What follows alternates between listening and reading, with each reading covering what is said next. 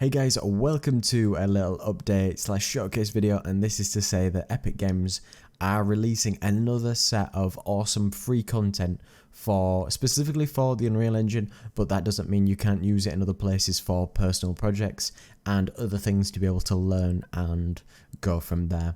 So this is the environmental assets from What Remains of Edith Finch, which was an adventure mystery style game, I'd say.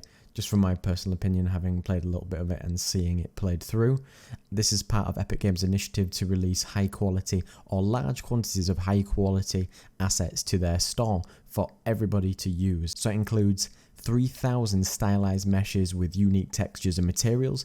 It's got the unique home which is featured in the game with the distinctive bedrooms and specific furnishings. It's got a rustic family kitchen and all the appliances and kitchenware. It includes a low poly fantasy style kingdom with townspeople, stalls, castle buildings and more. It includes misty beach environments including outdoor weddings and party decorations and much more in there.